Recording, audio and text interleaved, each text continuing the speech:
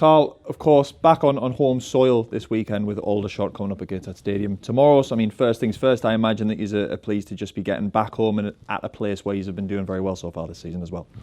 Yeah, of course. Obviously, every game, home or away, we want to win and we want to feel that we can dominate every game, regardless of where we are and where we're playing. But at home, there's no denying the form has been strong and we want to continue that, and particularly off the back of a disappointing performance. There has to be a reaction, and I'm sure the boys, being in familiar surroundings amongst the home fans, will have that confidence to really attack the game. You mentioned the Fylde game there last weekend, of course, but how's the sort of reflection on that now, since you've had a bit of time, I suppose, to analyse it and go through things with the boys this week as well? Yeah, we reviewed the game in depth. We identified areas where we could have been better structurally, but also from a mentality point of view and being braver on the ball, which is something that we pride ourselves on. So the message going into this game is to play without fear. And the feeling of the disappointment was quickly squashed, and that's something that I really want to introduce, that when we do have disappointments, that the group really have to park it post reviewing it and understanding where it wasn't right, but then leaving that behind, and then the next training session, the next gym session for the boys, the next game is the most important. And we're relentless with our mindset in terms of attacking the next challenge. So there'll be no hangovers, no disappointments from what happened last week. We've reviewed it, we've assessed it, and we're looking forward and really excited to then actioning that and putting it right in this game. A little bit of squad news, some ingoings, some outgoings, but first things first with Mark Beck going back to Solihull, of course, being recalled. Someone who's been involved in, I think the vast majority of the games since he's been here. So, what's the sort of reaction to that immediately at the minute? Yeah, the immediate reaction is disappointment. Becky is obviously a brilliant option in terms of what he brings. But ultimately, he's not our player. He's a Solihull player. They decide his future. They've had an offer, a significant offer, particularly for Mark himself. And as we know as a club, Gateshead, we struggle to match teams financially in some respects, and we have to let him go with our best wishes. And yeah, he'll be a big miss, because not just what he brought on pitch, but he was a massive character within the dressing room, and the boys really respected him. So he goes with all of our love and respect, and we wish him all the best. But yeah, no doubt it's a disappointment.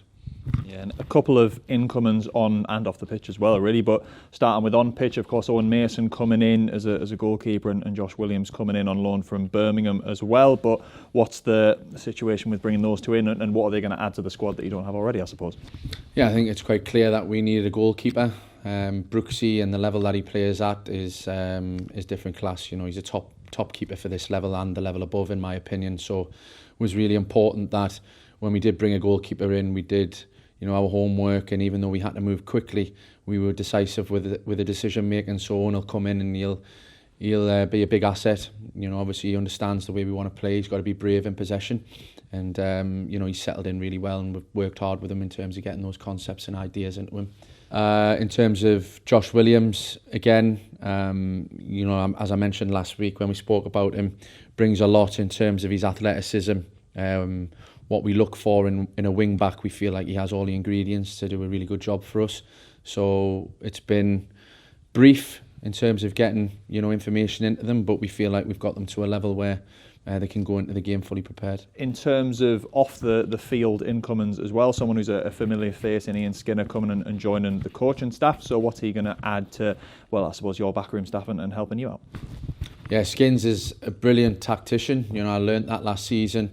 He had a lot of involvement last season with the first team, as well as his role within the college, and I particularly seen a lot of value in him. We used to have regular discussions, particularly in-game stuff. He would always have bright ideas. He would see the game unfolding, and his information and his detail I felt really valuable. So to bring that in on a full-time basis and joins the first team obviously on a permanent contract, that's brilliant for us. And like you say, he's familiar with the group.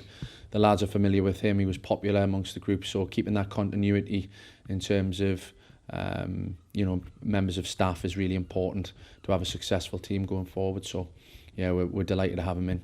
And in terms of availability ahead of tomorrow, a little boost in the sense that the Brandon Houndstrup's been back involved in training this week, but how's everything looking at the moment? Yeah, so we've got a couple of players coming back who are available for tomorrow. We've got, again, one or two players who can be involved in the next week. 2 weeks, so that's really positive, makes the team stronger, there's no doubt about that. But then there's also going to be opportunities for players who maybe haven't had great game time since I've been in, you know, to go into a league game and really show us what they're capable of. So we're using the squad. You know, it is a squad with depth and with quality, and it's only right that we use that and we give players the opportunity to really make an impact in the team.